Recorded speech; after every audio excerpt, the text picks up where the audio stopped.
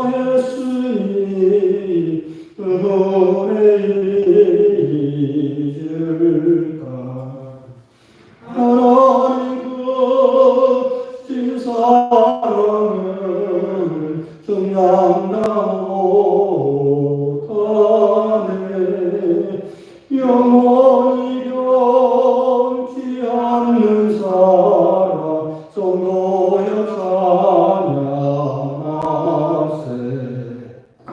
하늘을 두루 나를 삼고 바다를 머물 삼아도 한없는 하나님의 사랑 나기로 갈 수 없겠네. 하나님의 크신 사랑 어찌 닿았을까. 저 하늘로 비싸도 채우지 못하리. 하나님 크신 사랑을 정량다 못하네. 영원히 변치 않는 사랑 성도여 찬양하세. 아멘. 하나님의 말씀은 룻기 2장 10절부터 그렇습니다. 구약성경 403페이지입니다. 우리 10절 한 절만 다 같이 한 목소리 읽겠습니다. 룻이 엎드려 얼굴을 땅에 대고 절하며 그에게 이르되 나는 이방 여인이거늘 당신이 어찌하여 내게 은혜를 베푸시며 나를 돌보시나이까 하니. 아멘. 우리 이제 룻기 강해를 통해서 은혜를 나누고 있습니다. 룻기는 사사시대 때 일어난 이야기라고 하죠. 사사시대에는 왕이 아직 통치하기 전에, 그러니까 무정부 상태로 엉망진창이고 사회가 그러니까 우리가 권력에 대해서 굉장히 좀 나쁘게 생각하고 알레르기 반응을 나타내지만 권력이 없다고 생각하면 더 끔찍한 거예요, 사실은.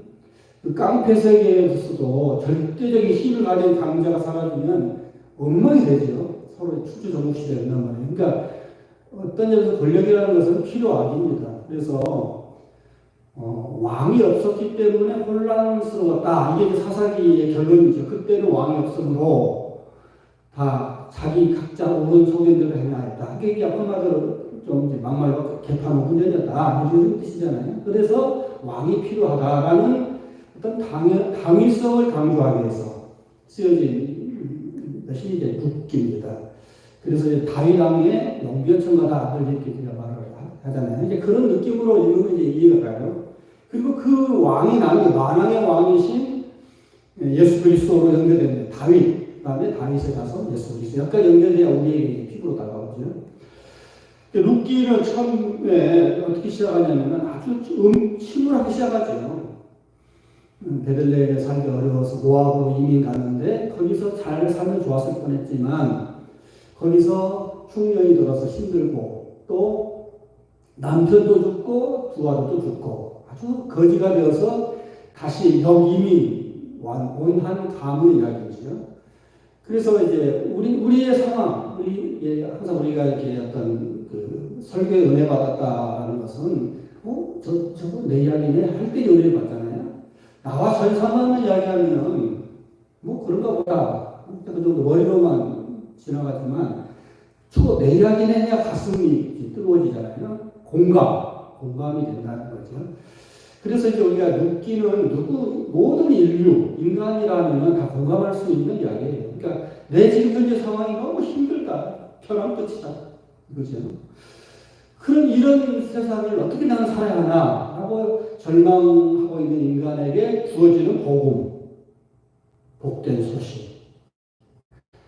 하나님이 나를 아직도 보고 계신다. 하나님 나에 대해서 미래에 대한 계획이 있다. 라고 생각되어질 때에 우리는 비록 현실은 괴롭고 힘들지만 한번 살아볼 만한 용기가 생기죠. 그러니까 이게 우리가 신앙을 가져야 하는 이유예요. 늘 현실은 암담하지만 그럼에도 불구하고 하나님은 여전히 살아계시고 또 나를 늘 바라보고 계시고 나를 미래에 좋은 계획을 갖고 계신다. 라는 이 확신이 있어야만이 흔히 이제 존재하는 용기라는 말을 해요. 존재하는 용기. 틸리라는 유명한 문화신학자가 쓴 책 중에 courage to be, courage는 용기잖아요. to be, 존재할 용기. 또 우리가 허무주의 시대에 살고 있잖아요. 현실은 참 허무하지요.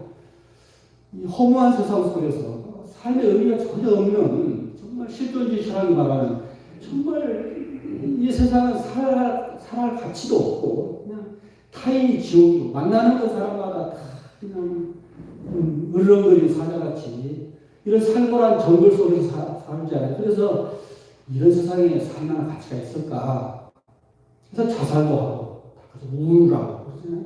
근데 그럼에도 불구하고 살아야 돼요. 그래서 존재하는 용기라는 것이 바로 그건데 왜 우리가 존재하는 용기가 생기느냐? 신앙을 갖고 있기 때문이죠. 그래서 우리 묵기의 전체 주제는 회복입니다. 회복이라는 게 뭐예요? 원래의 평온한 상태로 돌아간다. 그런 뜻이잖아요. 구원. 우리 성경 전체의 주제가 구원이죠. 구원, 회복, 치유. 뭐 이런 거잖아요. 그래서 이 몰락한 한 가정이 하나님의 은혜 가운데 헤세드라고 했죠. 제가 헤세드. 또 구약 전체의 주제 중에 하나가 헤세드예요. 그래서 신약으로 아가페. 하나님의 무조건적인 조건 없는 무조건적인 어마어마한 사랑. 하나님이 세상을 이처럼 사랑하사 할 때 그 사랑입니다. 또 부활하신 분이 베드로한테 아가페오메 네가 나를 사랑하느냐 아가페오메 네가 나를 사랑하느냐 할 때 그 사랑. 그러니까 우리가 하나님의 사랑만 느껴지면 존재할 용기가 생기죠. 근데 그것조차도 사라지면 정말 살 가치가 없죠. 근데 오늘 이야기를 쭉 읽어보면은 점점 하나님이 회복시켜주는 이야기예요. 어떨 때는 우리가 가끔은 침묵하신 하나님에 대해서 절망하죠. 그 침묵이라는 소설이 있죠. 엔도 슈사코라는 사람이 그 일본 그 에도 시대 때 천주교인들을 전부 박해서 죽이는 이야기잖아요. 그러니까 한 사람 한 사람 하나님의 백성들이 일본에 가면 이제 그 순교터가 있는데 어떻게 죽이냐면은 이렇게 그 예수 믿는 사람을 살려줄게. 어떻게 하면 살려주느냐? 그 주님의 성상을 받고 지나가는 살려주는 거예요. 침을 받고 나는 배교하겠다는 확실한 의사가 있으면 살려주는 건데 그렇지 차마 그럴 수 없잖아요. 그러니까 대부분의 사람들은 다 배교하죠. 그런데 정말 신실한 사람은 나를 위해서 십자가에 돌아가시고 나를 구원하신 주님 어떻게 내가 침을 내고 밟을 수 있느냐. 그래서 이제 순교를 하는 어떻게 순교하냐면은 바닷가에다가 이렇게 그 십자가를 놓고 이렇게 묶어놔요. 묶어놓으면은 밀물이 들어오잖아요. 썰물에 밀물이 들어올 때 점점 결국 죽는 거죠. 이게 얼마나 끔찍해 이게 수많은 신자들이 죽어간단 말이에요. 그 모습을 보고 그 선교사인 신부가 하나님은 왜 침묵을 지키고 계시는가? 이게 침묵이라는 주제죠. 그 제목이 침묵이라는 주제죠. 그런 그 신부님의 그 정말 강력한 그 의문제기처럼 가끔 우리도 내가 이렇게 괴로워하고 힘들 때 하나님은 어디에 계실까? 라고 절망할 때가 있죠. 우리가 시편도 그래요. 시편 150편 중에 3분의 1 정도, 50편 정도가 이 탄식시예요. 하나님이여 어찌하여 언제까지 뭐 이런 수의 말들이 있잖아요. 이런 것이 다 탄식시예요. 탄식시인데 거기서 이제 신앙이기 때문에 하는 절기죠. 그러니까 신앙이 아니면 그런 절기를 안 하죠. 무신론자는 그런 절기를 안 해요. 못 먹는 그런데 믿기 때문에 절기하는 거잖아요. 그러니까 침묵하신 하나님을 볼 때 우리가 굉장히 절망을 느끼죠. 예수님도 십자가상에서 뭐라고 하고 마지막에 가셨어요? 분명했어요. 엘리 엘리 라마 사박다니, 엘리 엘리 나의 하나님 나의 아삽다니였어요. 나를 왜 어찌하여 버리십니까? 그런 거잖아요. 절규죠. 하나님의 침묵에 대한 항거예요. 일종의 항거. 그래서 우리가 이제 룻기를 볼 때도 초반부에서 그런 느낌을 받죠.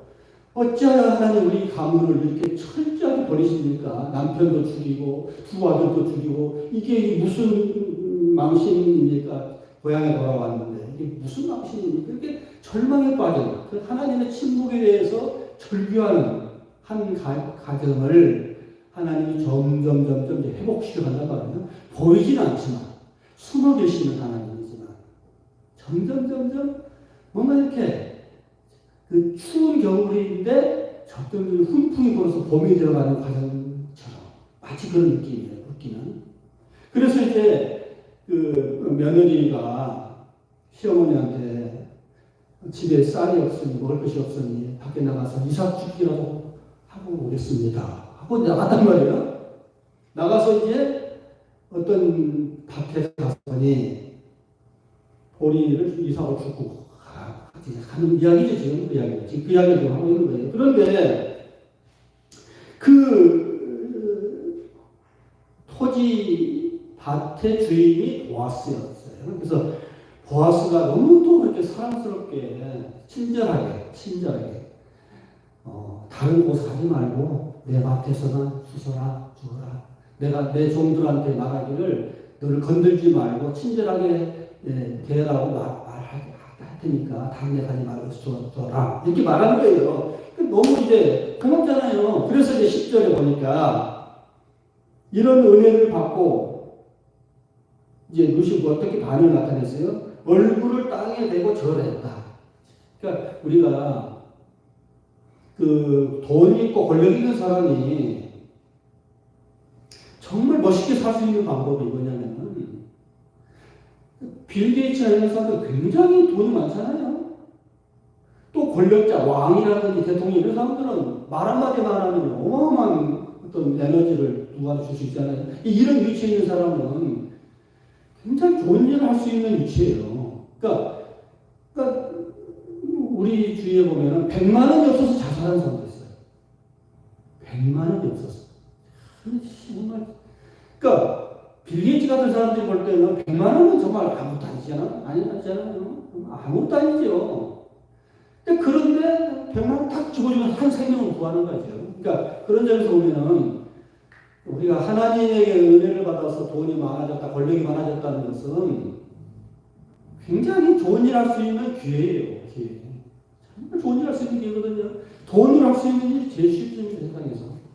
정말 좋은 일이 돈을 할 수 있는 일. 그런데 이렇게 이제 없는 사람들은 조그마한 은혜를 받아도 그냥 감격을 해요. 그래서 우리가 이제 그 자선 사업을 하는 사람들이 굉장히 참 그 뭔가를 깨인 사람들인데 바로 그 맛을 아는 거예요. 그 맛. 정말 누구도 이렇게 정말 한 생명을 구원하고 또 그 생명을 구원받은 사람이 너무도 감격해하는 그 모습으로 너무 흐뭇하잖아요. 그래서 흔히 테레사 효과라고 하죠. 테레사 효과. 선행을 했을 때 느끼는 그 행복감. 그건 정말 그 어떤 거로 표현할 수 없는 행복감이죠.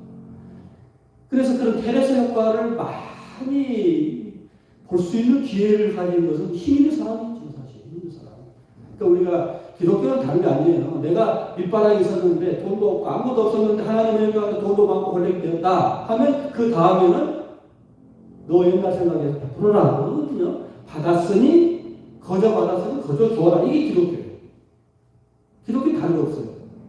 가장 밑바닥에 있는 사람들에게 은혜를 베풀어서 하나님 물질적으로나 영적으로 많은 영혼과의 복을 주시면 그 다음이 중요해요. 그 다음에 너 혼자 잘 먹고 잘 살면 안 된다. 은혜를 베풀어야 한다. 내가 너에게 그렇게 했지 않았느냐. 십자가에서. 이런 거죠. 그래서 이제 룻이 그 사랑스러운 말, 은혜의 말을 듣고 땅에 대고 절을 했다. 절을 하면서 뭐라고 했느냐. 나는 이방 여인이거늘. 두 가지 결정이 있어요. 하나는 이방인, 하나는 여자. 그죠? 유대인들은 이방인을 사람 취급도 안 했죠. 하나님이 왜 이방인을 만들었을까? 지옥에 뗄감이 필요해서 만들었지. 이런 사고예요. 이런 사고. 그러니까 이런 사고니까 유대인들이 늘 세상 사람들한테 이게 어떤 분노 현상이 있어요. 유대인들이 너무도 똑똑하고 잘나고 그러면서 이제 좀 약간 우쭐거리는 좀 어르신이 있어요. 선민의식, 초이스 피플이라는. 그것 때문에 많은 박해를 당했는데, 그래서 이방인 하면 사람 취급도 안 했는데, 나는 이방인, 첫째, 당신이 볼 때. 그리고 여자라는 것은 오늘 21세기에 살았기 때문에 이 지금 여자들이 사람 대접을 받지. 불과 몇십 년 전만 해도 사람 대접도 못 받았죠. 아녀자들 그랬다고요. 아녀자들. 제사를 지내는 그 순간에도 그 상이 옆에 오도 못 오고, 유대인들도 성전에 여인의 뜰을 해가지고 못 들어왔어요. 남자들한테 두지 못 들어오는 거예요. 그 정도로 이방인이면서 여자들이 얼마나 두 가지 이중 결함이 있는 거잖아요. 그런데도 불구하고 당신이 어찌하여 내게 은혜를 베푸십니까? 은혜, 헬세되죠? 은혜를 베푸십니까? 베푸시는 나를 돌보십니까? 케어해 주십니까? 우리 그리스도인들의 마지막은 은혜를 받고 나서 우리 지금 룩처럼 나도 이런 죄인인데 정말 아무것도 벌레 같은 죄인인데 벌레만도 못한 죄인인데 어찌하여 나를 당신의 아들을 십자가에 죽일 정도로 사랑하셔서 구원하십니까? 이거거든요. 똑같은 이야기들이에요.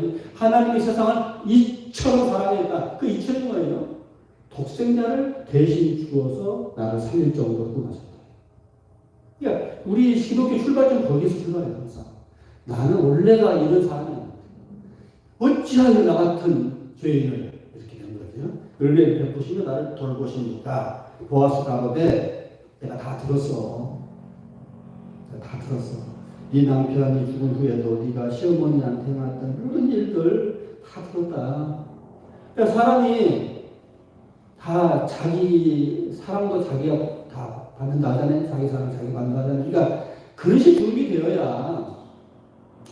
준비돼야 또 그 은혜도 받는 거죠. 그러니까 내가 다 들으니 네가 참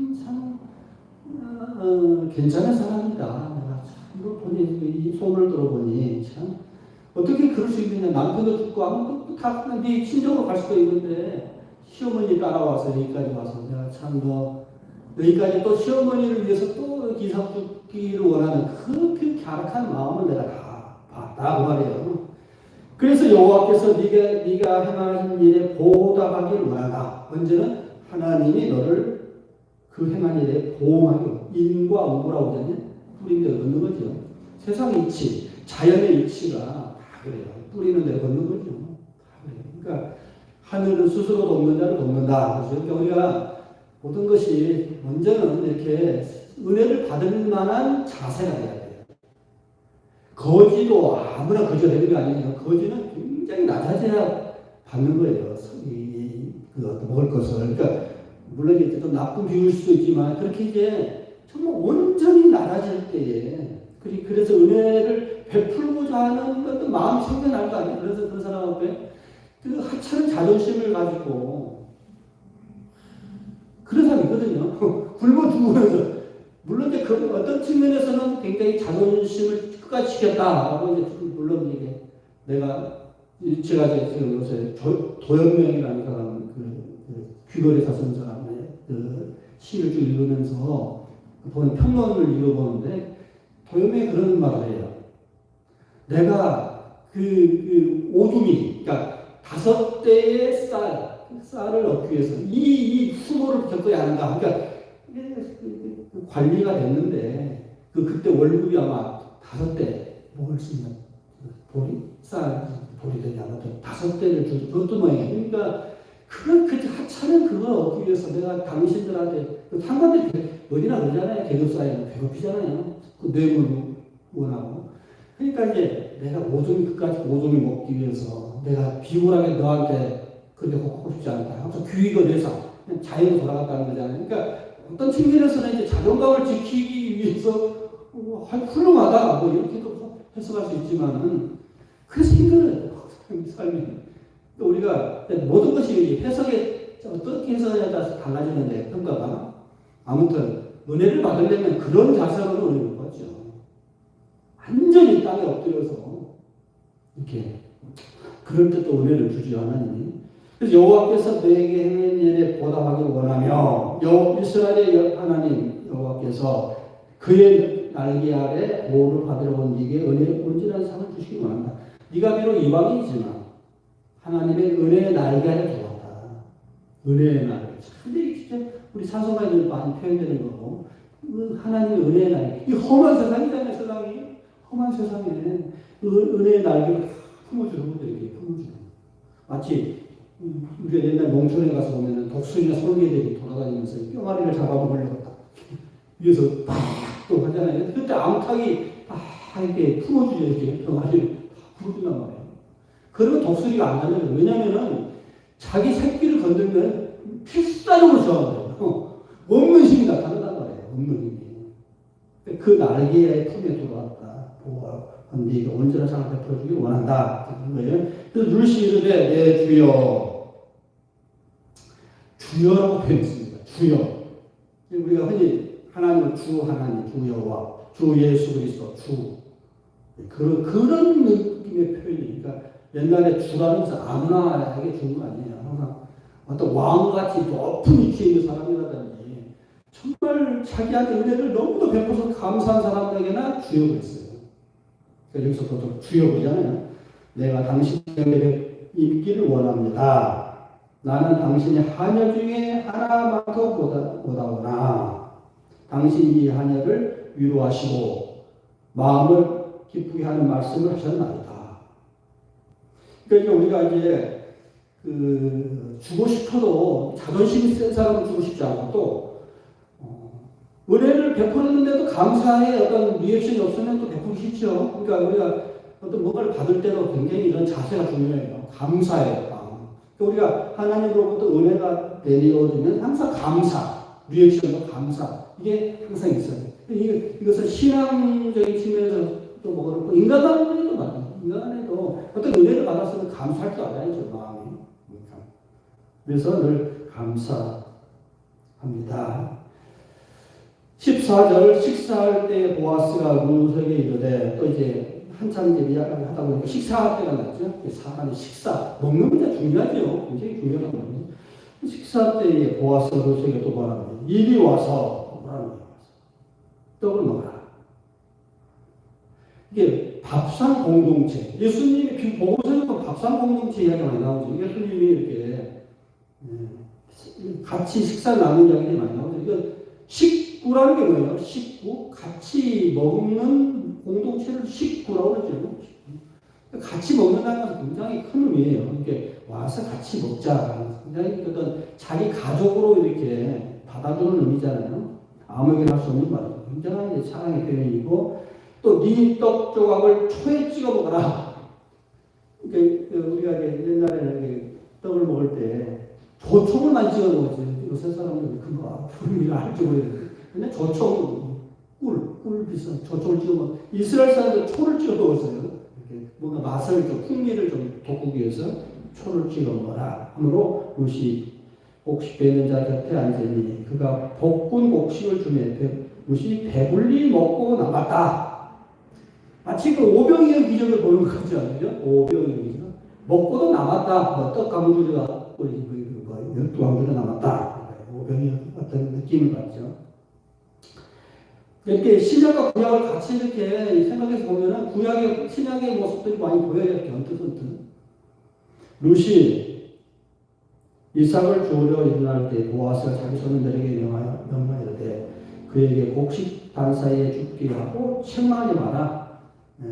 너무 이렇게 사람을 무시하지 말고 잘 대해주어라 말이죠. 또 그를 위하여 곡식 다발에서 조금씩 뽑아서 버려서 그에게 죽도록 하고 꽂지 마라. 이건 굉장히 또 대단한 한 걸음 더 나가서 이삭을 죽게 하는 것도 굉장한 배려인데 또 적당히 흘려놔라.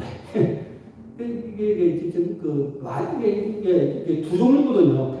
밭을 소유하는 주인으로서는 많은 것을 유사기 없이 많은 것을 취하고 싶죠. 취하고 싶단 말이에요. 그리고 할 수 없이 이삭이 나오면 나도 하나님 명령이기 때문에 그것까지는 안 건들 정도예요. 그 정도. 그러니까 오늘날도 그러죠. 늘 이제 좌파들이 하는 말처럼 가진 자, 프로자 이렇게 있는데 가진 자들이 너무 지나치게. 그러니까 이렇게 좀 이삭 정도라도 남겨둬야 사이가 돌아가는데 이삭도 안 남기고 그냥 책같이 다 하면 안 되니까. 그러니까 그래서 신명기에 보면 이삭을 다 죽지 마라. 가난한 자도 먹어야 하지 않겠느냐. 이게 사회 보장제도였지. 사회 보장제도. 그러니까 성경에 보면 그런 거 많이 있거든요. 사회 보장제도가. 그래서 그런데 여기서는 더 적극적으로 적당히 좀 뿌려놔요. 뿌려놔요. 근데 그것도 왜 그랬을까요? 그냥 줘도 됐지만 자존심을 안 건드리는 거죠. 이게 우리가 주면서 굉장히 조심해야 돼요. 사람에게 은혜를 베풀 때도 자존심을 건들면 안 돼요. 자존심을 건들지 말고. 그래서 하는 거야. 자존심 건들지 말고 선행을 베푸는 것이 참 중요해요. 그래서 오른손이 하면서 왼손이 모르게 하고 이렇게 하잖아요. 그래서 룻이 밭에서 저녁까지 죽고 그 죽은 것을 떠니 보니 한 에바가 됩니다. 에바라는 것은 이제 어떤 무게의 하나의 단위예요. 한 에바가 됩니다. 그것을 가지고 성문에 들어가서 시어머니에게 그 좋은 것을 보이고 그가 배불리 먹고 남긴 것을 내어 시어머니에게, 그러니까 먹고도 남고 그리고 뿌려놓은 것을 또 주어서 이삭이 아주 풍부하게 가지고 와서 시어머니한테까지 또 줬다. 드림에 그 시어머니가 얘기했는데 오늘 어디서 이렇게 많이 주셨는데 깜짝 놀라는 거죠. 평상시 이거 굉장하다. 오늘 다른 나라 가다 그런 생각 느꼈죠. 그래서 어디서 이렇게 많이 가져왔느냐. 너를 돌본 자에게 복이 있기를 원한다. 하니 룻이 누구에게서 이랬는지를 시어머니에게 알게 하기 하여 이르되, 여기서부터가 진짜 이제 중요한 이제 본론이 시작됩니다. 드디어 누가 나오면 보아스입니다. 보아스의 밭에서 주었습니다. 그러니까 시어머니가 딱 보아스라는 말을 딱 듣는 순간 갑자기 이렇게 머릿속에서 스파크가 일어난 거예요. 스파크? 보아스? 이렇게 된 거예요. 보아스 그는 누구냐 알고 보면은 우리와 가까운 근족. 친척 중에서도 가까운 친척을 근족, 가까운 건자, 근족인데 우리의 기업을 물을 자 중에 하나다. 이렇게 된 거예요. 이게 중요한 말 나왔어요. 중요한 말. 기업을 물을 자. 기업을 물을 자. 여러분 이제 루키를 기억할 때 하나는 기억해야 할 단어가 헤세드라는 말이고 하나는 고엘은 기업을 물을 자라는 뜻이에요. 기업을 물을 자 중에 하나다. 물은다는 게 뭐예요?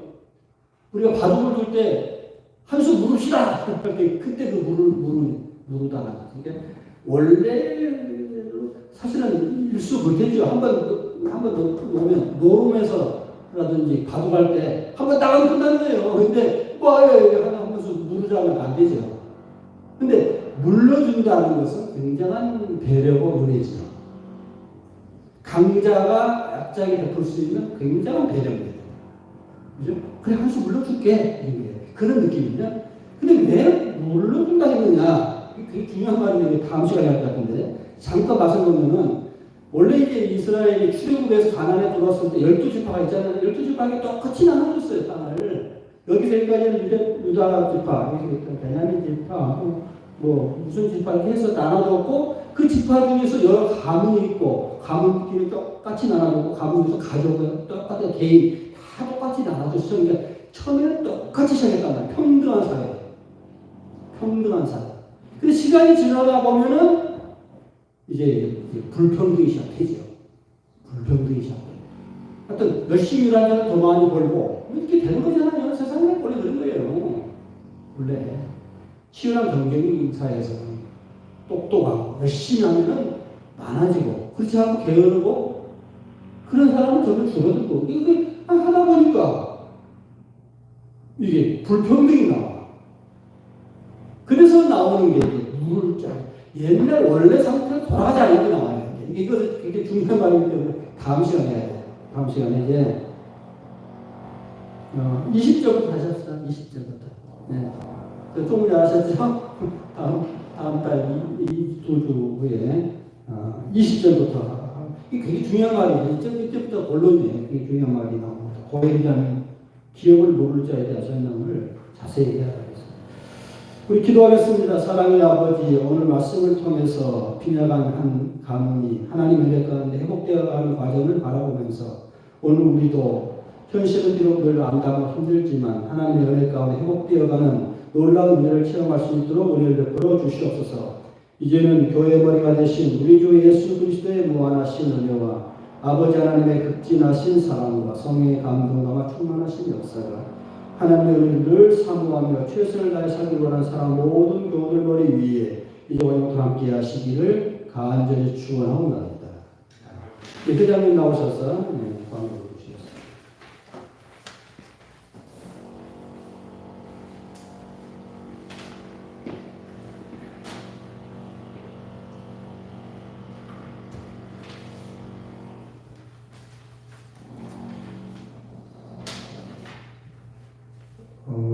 기독인 교수회 그리고 기독공사의 예배는 코로나가 있는 동안에는 둘째, 넷째 주 수요일 날 이렇게 예배를 드리도록 하겠습니다. 6월 9일 그리고 6월 23일 날 예배가 있고 또 이렇게 예배 드린 다음에 유튜브 내용을 이렇게 송출하니까 여러분들이 계신 자리에서 이렇게 항상 예배 드리는 시간 될 수 있도록 하시면 좋겠습니다. 최근 이스라엘하고 팔레스타인하고 이렇게 전쟁이 일어나면서 라마단 기간 중에 이렇게 폭격했다는 얘기를 이렇게 뉴스를 접하면서 예전에 라마단 기간 동안 저희들이 인도도 가고 또 캄보디아도 갔던 것들이 이렇게 기억이 나가지고 그런 시절이 있었지 하면서 이렇게 떠올랐는데요. 여러분들 그 코로나 시대에 예배 잘 드리시고 기도 많이 하시고 성경 말씀 많이 이렇게 읽으시고 저희가 이 코로나 시대가 이렇게 또 끝나고 저희가 다시 해외에 이렇게 봉사할 수 있는 시간이 되게 되면은 함께 모여서 다시 한번 이렇게 저희들이 그동안에 있었던 신앙을 성숙시킨 것을 이렇게 나눴으면 좋겠습니다. 6월달 그리고 올해 언제까지나 요 룻기로 계속 나가니까 룻기도 계속 묵상하시면서 같이 이렇게 참여해 주셨으면 좋겠습니다. 항상 승리하시고 항상 직장에서 힘든 일이 있더라도 기도하시면서 이렇게 나가는 저희 회원님들 되셨으면 좋겠습니다. 감사합니다.